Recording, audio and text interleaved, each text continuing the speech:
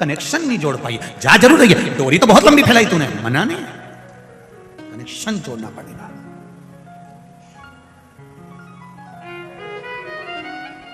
जितने भी लोग भगवान के मंदिर जाते हैं उनसे निवेदन है, दिखावे से मत जाना, बिल्कुल मत जाओ दिखावा करने के लिए, और कथा में भी भीड़ बढ़ाने के लिए बिल्कुल मत जाओ। कनेक्शन जोड़ना है हमें हमारे महादेव से। जैसे ये बहन आई, उसने कहा 3rd स्टेज का कैंसर था, पर शिवजी के मंदिर में वो लोटा लेकर, शरीर ऐसा था कि पलंग पे से उठ नहीं सकती थी, फिर भी उसके परिवार वालों के साथ हाथ पकड़ के शंकर जी के मंदिर तक गई। मतलब दिल से कनेक्शन जोड़ लिया था कि शिव पुराण में महाराज ने बोला है तो मेरा भोलेनाथ मुझे सही करेगा, अब वो करेगा। कनेक्शन जुड़ गया, सही हो गई। अब कनेक्शन ही सही नहीं जुड़ता और ये जाती रहती ये पोछा लगाए, झाड़ू लगाए। अब कई माताएं ऐसी है कि दूसरे को दिखाने के चक्कर में झाड़ू उठा के झाड़ दे। ये तो वही बहू जैसा हाल, चाय बना के ले आई ट्रे में धर के, दूसरे को दिखाने के लिए हमें झाड़ू नहीं लगाना, दूसरे को दिखाने के लिए हमें जल नहीं चढ़ाना, दूसरे को दिखाने के लिए हमें पशुपति व्रत नहीं करना, दूसरे को दिखाने के लिए हमें शंकर भगवान का गुणगान नहीं करना, हमें दिखावे से दूर रहना। मेरे भोलेनाथ जी को दिखावा प्रिय नहीं है, मेरे शंकर भगवान को दिखावा कोई मतलब का नहीं, उसको चाहिए ही नहीं तुम्हारा दिखावा, तुम तो तुम्हारे पास रखो। वो शंकर जी कहते हैं मुझे चाहिए ही नहीं, तुम तो एक लोटा पानी उंडेल के चले जाओ।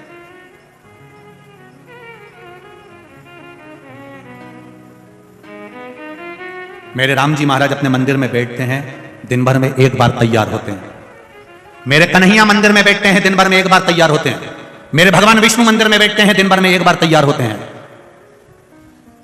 दत्तात्रेय भगवान मंदिर में बैठते हैं, दिन भर में एक बार तैयार होते हैं। देवी मैया मंदिर में बैठती है, दिन भर में एक बार तैयार होती है। केवल 33 कोटि देवी देवता में केवल एक महादेव है जो जितनी बार जल चढ़ाने आता है उतनी बार तैयार कर जाता है, श्रृंगार कर। क्यों, किस लिए? कहीं कहीं पंडित जी कह देते हैं मैंने अभी श्रृंगार करा है, पानी में चढ़ा देना, पर कहीं कहीं की रहती है मैं तो चढ़ाऊंगी जा। यहां शिवपुराण पर रही है, सारे देवी देवता एक बार तैयार होकर बैठ जाते हैं, मेरा महादेव दिन भर तैयार होता है, 24 घंटे तैयार होता है। क्यों तैयार होता है? स्कंद पुराण में कहा वेद व्यास जी ने कि शंकर भगवान बार बार तैयार इसलिए होते हैं, वो अपने भक्तों को बल प्रदान कर कहते हैं कि हिम्मत मत, दुनिया के लोग तेरे करे धरे पर पानी छोड़कर जाएंगे तो फिर तैयार होकर आगे बढ़ जाना।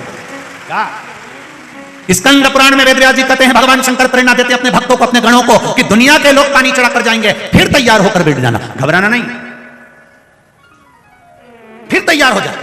एक बार कहीं का गिराएगा, 2 बार नीचे गिराएगा, 3 बार नीचे गिराएगा, बार बार पांव पकड़ कर गिराएगा, कितनी बार? वो एक संत की कथा आती है, संत महाराज स्नान कर आ रहे थे, ऊपर बैठा हुआ व्यक्ति ने ईर्ष्या भाव से संत के ऊपर थूक दिया, पान खा के बैठा था, थूक दिया, संत वापस चले गए, फिर नहाया, उसने फिर थूक दिया, वो फिर गए, फिर नहाए, फिर थूक दिया, खूब थूका, आखिरी के मुंडा में पान खत्म हो गया। अब बापड़ा थूक के बता, अब और थूकता रहा तो मुंडा में थूक ही खत्म हो गया। अब उसको पानी पीने की जरूरत पड़ी, पानी भी नहीं, नीचे आ गया। संत के चरणों में आकर बोला गुरुदेव मैंने आपके ऊपर इतना थूका, इतने अपशब्द कहे, इतनी गालियां दी, इतनी आड़ा टेढ़ा बोला, इतना थूका, गुरुदेव आपको बुरा नहीं लगा? गुरुजी ने उसके चरणों को प्रणाम करा, रोज गंगा की एक डुबकी लगाता था, बापड़े तेरे चक्कर में 100 लग गई, तेरे चक्कर में ये 100 डुबकी लगी, नहीं तो मैं कभी नहीं लगाता, इतनी डुबकी तो कभी नहीं लगाता, पर तू थूकता था, मैं स्नान करने जाता था, मेरे मालिक ने कितनी कृपा कर दी कि मुझसे 100 डुबकियां लगवा ली। यही विचार हमारे भीतर आना चाहिए, हारना नहीं। एक बार अगर पानी चढ़ाकर चले गया, दूसरी बार मेरा भोलेनाथ फिर तैयार है, फिर पानी चढ़ाया फिर तैयार है, फिर पानी चढ़ाया फिर तैयार है। मेरे शंकर भगवान कहते हैं मैं नहीं घबराता, फिर तैयार होकर बैठ जाता, फिर तैयार। क्यों घबराना? एक बार दुकान खोली, हार गए, नहीं जमी, फिर दूसरी खोली, नहीं जमी, कोई बात नहीं। सुसाइड का मत सोचना, दुख मत मनाना, ये मत सोचना कि बर्बाद हो गया, बिल्कुल नहीं, फिर तैयारी कर। और अब की बार तैयारी करे तो महाकाल राजा पर, देवाधिदेव महादेव पर छोड़ दे, फिर तैयारी। मैंने एक एग्जाम दिया नहीं हुआ, दूसरा एग्जाम दिया नहीं हुआ, तीसरा एग्जाम दिया। एक बच्चे ने लिखा है, छोटा सा बच्चा,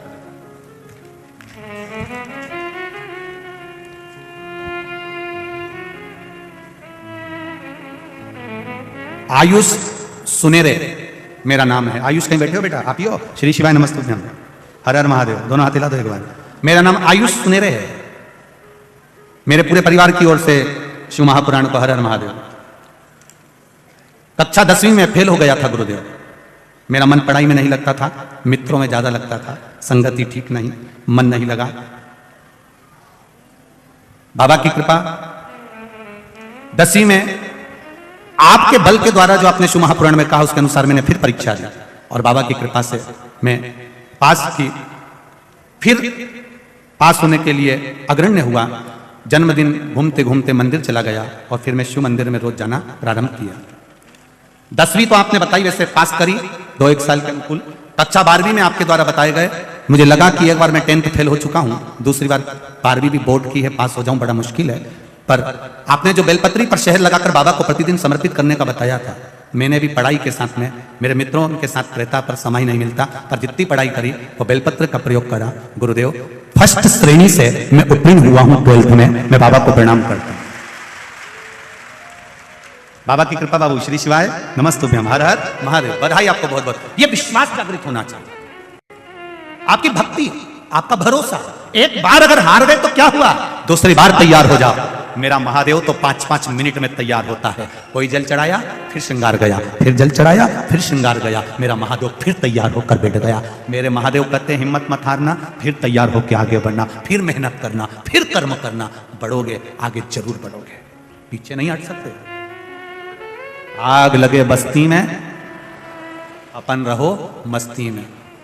दूषण नाम का राक्षस आया, ब्राह्मण के बच्चों को निचोड़ करती तक बड़ा दुखी।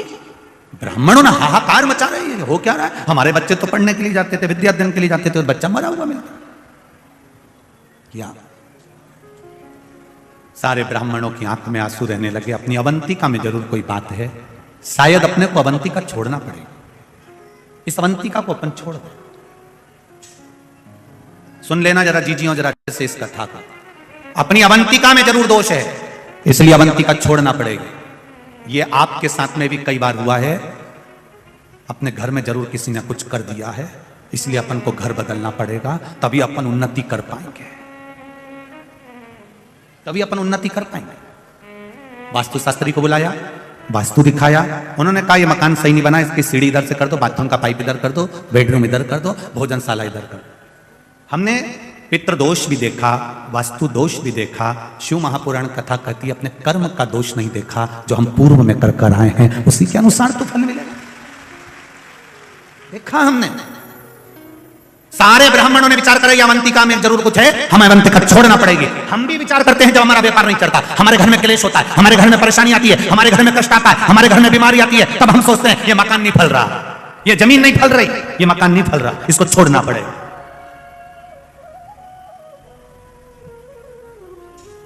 ये दुकान नहीं फल रही, दुकान छोड़ना पड़ेगा।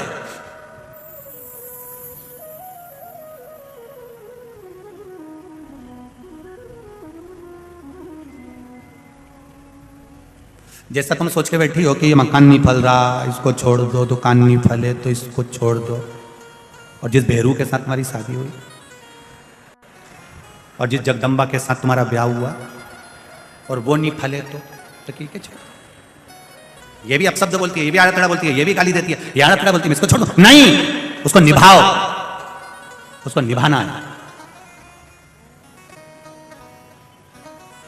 उसको निभाना। भगवान किसी को भी बुरा बनाकर पैदा नहीं करता संसार में। अभी कथा में कहा किसी कबाड़े को भगवान ने जन्म नहीं दिया, वो किस्मत वाले को जन्म दिया। और तुम्हारा विवाह जिसके साथ हुआ है वो नारी भी किस्मत वाली है, और आपका विवाह जिस पुरुष के साथ हुआ है वो पुरुष भी किस्मत वाला है, साधारण नहीं हो सकता। ये दुनिया में दोष है जो आपको दोष बता देते हैं कि ये इसके कदम पड़े तब से ऐसा हो गया। कई माताएं कह देती हैं इसका पांव पड़ा जब से हम बर्बाद हो गए, इसका चरण पड़ा जब से ऐसा हो गया। नहीं नहीं नहीं नहीं नहीं, किसी के कदम से कोई बर्बाद नहीं होता, ये अपने कर्म से बर्बाद होता है। जो पूर्व में करा उसको भी तो भोगना पड़ेगा। जी हमने अभी का तो देख लिया, पूर्व का तो देखेंगे। जैसे तुम यहां से जाओ और राजवाड़ा पे किसी लड़के को 8-10 लेडीज चप्पल से मार रही हो और गांव के लोग पूरे राजवाड़ा वाले किसी को मार दे या किसी व्यक्ति को मार दे, या मान लो 3 बत्ती चौराहे पर या पलासिया पर किसी व्यक्ति को कोई मार रहा है और तुमने जाकर देखा बेचारे को कितना मार रहे रे, बेचारे को कितना मार रहा है, एक लड़के को इतने सारे लोग मार रहे हैं, एक व्यक्ति को इतने लोग मार रहे हैं, तो तुमको दुख नहीं होगा? अरे बोलो तो जम के, दुख होगा ना कि बेचारे को क्यों मार रहे हैं। अब तुमने खड़े होकर देखा, थोड़ी देर बाद तुम्हें मालूम पड़ा कि इस व्यक्ति ने एक 4 साल की लड़की के साथ गलत काम कर दिया, तो तुम छोड़ोगी क्या? तुम भी फिर चप्पल उठा के तो 2-4 तो और दे जा, अभी तक तुमको मालूम नहीं था किसने गलत काम किया, अब तुम्हें मालूम पड़ा, तब तुमने उसको चप्पल से मारा, तब तुमने उसको अपशब्द कहा, तब तुमने उसको 2 थप्पड़ मारे। उसी तरह हम पूर्व में क्या कर कर आए हैं, यह हमको अभी तक नहीं मालूम है। जब हम कर्म का भोग भोगते हैं तब भगवान से कहते हैं मैंने कौन सा कर्म किया होगा। भगवान कहते हैं री कमला, मैं पहले का नहीं बता सकता, नहीं तो मैं तुझे बताता जरूर। ये कर्म का भोग है जो भोगना है, हमें किसी को दोष नहीं देना है। इसका पांव पड़ा ऐसा हो गया, उसने ऐसा किया ऐसा हो गया, ये मकान नहीं फल रहा, ये दुकान नहीं फल रही, ये बेकार हो गया। जमीन महारानी, पृथ्वी भूमि कभी बुरी नहीं होती। मेरी मां है पृथ्वी, वो तो सबका भला करती है 24 घंटे, वो कभी बुरी नहीं होती। फिर लोगों ने कह दिया उसने कुछ कर दिया होगा। मैं 3 दिन से देख रही हूं मेरे दरवाजे पर कोई नींबू पटक के जा रहा है, मैं 3 दिन से देख रही हूं। जी कैमरा लगा दे। जब कहा कैमरा लगाते तब समझ में आया, सब्जी वाला निकलता था, उसकी डलिया नीचे से टूटी गई थी, नींबू नीचे गिर जाता था, कभी कभी मिर्ची भी गिर जाती थी। तो ये भी बोली कभी कभी कोई मेरे यहाँ नींबू पटक, कभी कभी 3-3 मिर्ची पटक जाता, कभी तो कोई मैं दरवाजे पे रख के चले जाता। गुरुजी हम कहते तुमको ऐसे मिलते हैं, हमारे यहाँ ऐसा कोई नहीं मिलता कि जो इतना नहीं तो हम कुबेरेश्वर धाम में अचार बनवा के सबको खिलवा दें। तुम्हारे कोई मिले नींबू पटकने वाले, मिर्ची पटकने वाले? दुनिया में किसी की सामर्थ्यता नहीं है कि कोई तुम्हारा बुरा कर दे। अगर बुरा करने वाले होते तो सबसे पहले अंबानी और टाटा को छोड़ देते, उन्हीं पर करके बैठ जाते। कौन छोड़ता? जो बड़े बड़े पद पर बैठे हैं, उहदे पर बैठते हैं, थोड़ी सी विद्या करते उनको निपटा देते। पर वो भी तो अपनी जिंदगी जी रहे हैं, ना कोई तंत्र है, ना कोई मंत्र है, ना कोई विद्या है। ये हमारे कर्मों का खेल है, उसको हमें भोगना है, उसके अनुसार हम भोग रहे हैं। इसलिए उस कर्म के खेल को समाप्त करने के लिए केवल एक सार है। मेरे गोस्वामी तुलसीदास जी ने कहा कलयुग केवल नाम धारा। भगवान का नाम लिए जाओ, भजन किए जाओ। जब बार बार बार बार भजन करोगे, जैसे चप्पल काट रही है तो उसको रोज रोज रोज रोज पहनो। एक बार काटेगी उसके बाद काटेगी, अरे बोलो तो जम के, जूता काटेगा रोज पहनो, रोज पहनो। एक बार छाला होगा, एक बार काटेगी। तो अपन क्या 800 रुपए की चप्पल फेंक देंगे? काट गई आज के बाद नहीं पहनूंगी जा। तो दूसरी तैयार बैठी है, देवरानी ने कह दिया जीजी मैं पहन लूं, नहीं काय को पहन लेगी, मैं ही पहनूंगी। भले काटे, काटने दो, एक बार काटेगी, 2 बार काटेगी, 3 बार काटेगी, रोज रोज काटेगी, फिर छाले वाली जगह भी प्लेन हो जाएगी और चप्पल पहन के फिर अपन मटक क्या कर लेगी? फिर चप्पल अपना क्या बिगाड़ लेगी? उसी तरह एक बार दुखाएगा, 2 बार दुखाएगा, 3 बार दुखाएगा, 1 बार कष्ट आएगा, 2 बार कष्ट आएगा, 3 बार कष्ट आएगा। कितनी बार भगवान देगा? तुम भजन करते जाओ, करते जाओ, करते जाओ। भजन के बल पर वो कष्ट भी मिट जाएगा। महादेव कहेगा आजा अब मैं तुझे गले लगा लेता हूं। कितना देगा? दे करो भजन। दूषण ने उपद्रव मचाया, ब्राह्मणों ने सोचा अवंतिका छोड़ दो। तब वेद प्रिय ब्राह्मण के पास सूचना गई, सारे ब्राह्मण अवंतिका छोड़ रहे हैं। वेद प्रिय ने कहा अवंतिका क्यों छोड़ना, ये अवंतिका तो हमारी जान है, ये पृथ्वी, ये घर, ये मकान हमारा है। हम लोगों के कहने पर इसको कैसे छोड़ दें? घर नहीं फल रहा, किसी ने कह दिया घर नहीं फल रहा, तुमने घर छोड़ दिया। अब किराए के मकान में रह रहे हो, घर बेचकर जो पैसा मिला था सारा के सारा बर्बाद हो गया। अब कर्जे में लदालू हो गए, मकान भी किराए का, दुकान भी किराए की, सब किसी के कहने पर छोड़ दिया तुमने कि मकान अच्छा नहीं है छोड़ दो, दुकान अच्छी नहीं है छोड़ दो। मत छोड़ना, आखिरी दम तक मत छोड़ो, पड़े उसी में चलाते हो। सब छूटे छूटने दो, आपको उसमें भय व्यक्त नहीं होना चाहिए। होगा देखा जाएगा, जो होगा देखेंगे, उसमें क्या दिक्कत, उसमें क्या दिक्कत। वेद प्रिय ब्राह्मण ने कहा अवंतिका नहीं छोड़ना चाहिए, जरा सा कष्ट आए और अवंतिका छोड़ दो, ये कहां का तरीका है? अवंतिका नहीं छोड़ना। क्या करना चाहिए? भगवान शिव की आराधना करना चाहिए, शंकर भगवान की आराधना करो, शिव की आराधना। शिव की आराधना करने से जरूर हमें उसका फल प्राप्त होगा, ये निश्चित है। और जब हमें उसका फल मिलेगा और उसका आनंद हमको अवश्य प्राप्त होगा, ये निश्चित। करो आप शिव की आराधना। कहा भगवान शंकर की आराधना करना तो हम तो पहले से कर रहे हैं। ब्राह्मण बोले रोज भगवान का आराधना करते, रोज पूजन करते, रोज अभिषेक करते, रोज अर्चना करते, फिर करो। वेद प्रिय ने अपने पुत्र को बुलाया, बेटा जाओ। वेद प्रिय ने कहा पुत्र आप जाओ और जाकर जरा मिट्टी लेकर आओ, पार्थिव शिवलिंग का निर्माण करेंगे। थोड़ा मिट्टी लाइए, पार्थिव शिवलिंग बनाना है। जाओ, चले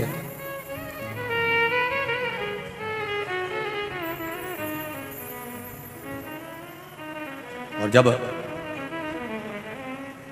चले पार्थिव शिवलिंग के लिए मिट्टी लेने के लिए, वेदप्रिय जी के पुत्र हरप्रिय आज माटी लेने के लिए जा रहा है। अवंतिका की मिट्टी उठाकर लाया, बाहर गया, मिट्टी लेकर आया। पिता ने कहा, पुत्र ये तुम कहां की मिट्टी लेकर आए हो? पुत्र ये मिट्टी कहां की है? क्यों पिताजी, हुआ क्या? इस मिट्टी में क्या है ऐसा? ये पूरी की पूरी मिट्टी लाल हो रही है, ये पूरी की पूरी मिट्टी लाल है, पूरी की पूरी मिट्टी लाल हो रही है। ये कहां की मिट्टी है? कहां से मिट्टी लाए? कहा, पिताजी आपने कहा था कि अवंतिका की मिट्टी, बाहर जाओ और मिट्टी लेकर आओ। मैं तो मिट्टी लेकर आ गया। ये मिट्टी मुझे नहीं मालूम लाल काय से हो रही है। इतने में पास में बैठा हुआ एक ब्राह्मण कहता है, वेदप्रिय जी अभी आपको कहा था कि ब्राह्मणों के बच्चों के रक्त गिर रहे हैं, पूरी पृथ्वी लाल हो जा रही है, अवंतिका लाल हो जा रही है, जरूर इस पे भी रक्त गिरा होगा। उन्होंने, वेदप्रिय ने हरप्रिय को कहा, हरप्रिय इस मिट्टी को वापिस बाहर फेंक दो, श्रेष्ठ जगह की मिट्टी लेकर आओ, जो अच्छी मिट्टी हो वो लेकर आओ।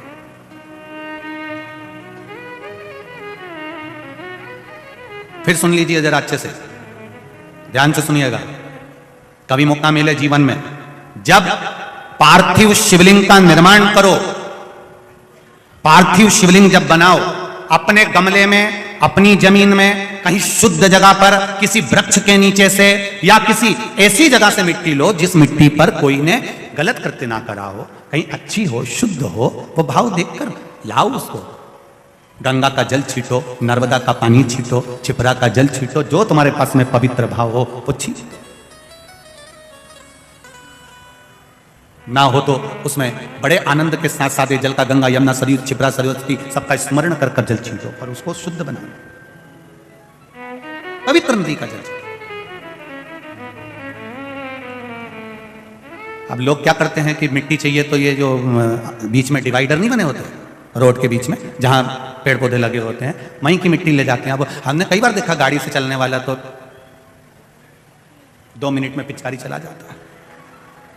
हमारी पूरी मिट्टी में, अब तो खैर इंदौर में तो नहीं है ऐसा कि, इंदौर तो अब बाबा की कृपा से सुधर गया है, अब लोग गंदगी इतनी नहीं करते हैं और सब आनंद में रहते हैं, ये सबसे बड़ी।